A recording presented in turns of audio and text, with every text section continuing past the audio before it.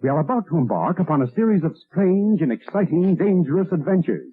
Adventures that will lead us to all parts of the world. Hello and welcome to another Bad Comic Review. This time we're looking at Lazarus Planet, We Once Were Gods, Issue 1. This is a one-shot that ties into both the Lazarus Planet miniseries and the Revenge of the Gods miniseries. And it came out in 2023 from DC Comics. The first story is called Hunger Pains, script and art by Francis Manapul, letters by Andworld Design, assistant editor Gillian Grant, edited by Paul Kaminsky. A couple people find this random naked dude alive on the water, and the water is green because of the Lazarus eruption. He wakes up and is incredibly strong and seems to have some powers, and the anti-superhero off-the-grid guy immediately wants to shoot him, but Aquaman steps in, and we learn that this guy's actually just really hungry and confused because he used to be one of the people from the deep, from the trenches. For those of you that don't know, the trenches were filled with a bunch of mutated Atlanteans, and now apparently they're no longer mutated, so Aquaman's got to deal with that. And that's going to be continued at some point in some other storyline. Then we've got a Martian Manhunter story called Song of Pain, written by Dan Waters, art by Max Dunbar, colors by Romulo Fajardo Jr., letters by Troy Pateri, edited by Dave Walgos. And this spends a lot of time talking about this guy named Raphael, who has some sort of empathy powers and can take people's pain away, and he tries to take away all the pain of Metropolis, and accidentally encounters the memory of Doomsday, and apparently that's enough to resurrect Doomsday within. And he starts mutating, which is one of the dumbest things I've ever heard. When Martian Manhunter tries to take the pain away, he starts getting affected too, and somebody's gonna have to make a sacrifice. This was stupid. The art's not very good either.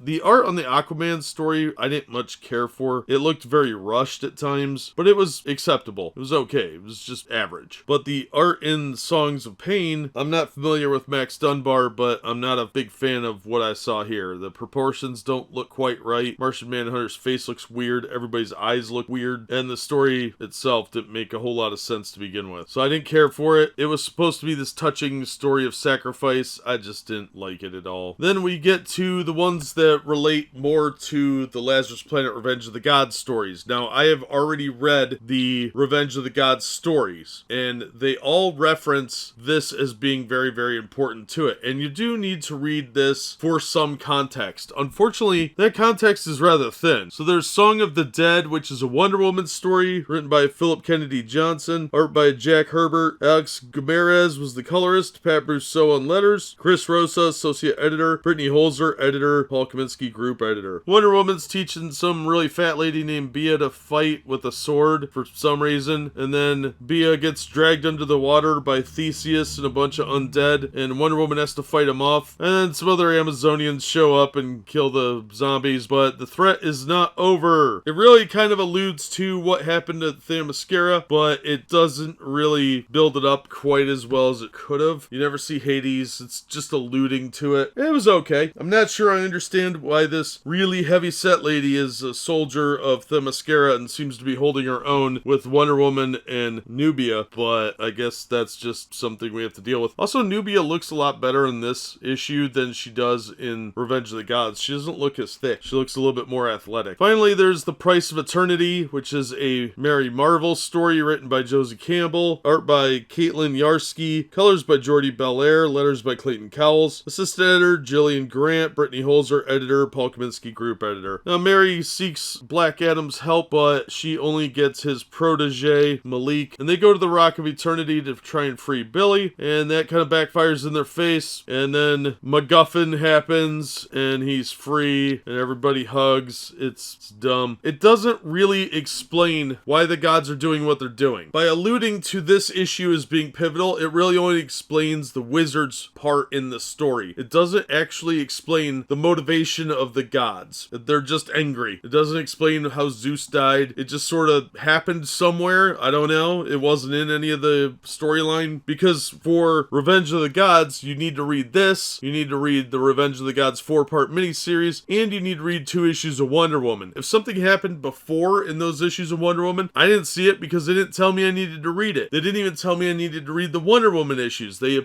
implied it was a standalone miniseries, but you absolutely had to read the Wonder Woman issues for any context at all, for what was going on with Themyscira specifically. The Wonder Woman story was probably the best written and probably had the best art. The Mary Marvel story was convoluted at best. It made almost no sense because the joy was in her heart the whole time. It was stupid and the art is garbage. It looks very much like something I would see at an indie book that was just a happy feel-good kid's adventure that was really just a knockoff of Stranger Things. That's the impression I got. And what have they done to Hoppy? Come on. Way to neuter him. Overall, this was a pretty forgettable issue. The Aquaman story sounds like it might be interesting later on in another miniseries or ongoing. I don't know. The Martian Manhunter story was forgettable at best and tried a little too hard with what little it had to work with. Probably could have been a more interesting story if they had gone about it differently, but just by thinking about Doomsday, you might be coming. Oh, shush. That's just silly. So this was a giant waste of $5. The cover is pretty good though, and it does kind of hint at what you could expect. And it was nice to see Captain Marvel return to the main DC universe, but I'm just not impressed with this at all. This was a big miss for me. I would say grab it out of a dollar bin if you really want to read Revenge of the Gods. Definitely don't pay anywhere near $5 for it if you want it. That's gonna do it for this one. Thank you so much for listening and supporting the channel. If you enjoyed the video, please hit the like button and don't forget to subscribe so you don't miss future reviews. If you'd like to help the channel out in other ways, links are in the description to various support methods. And as always, we hope to see you on the next one.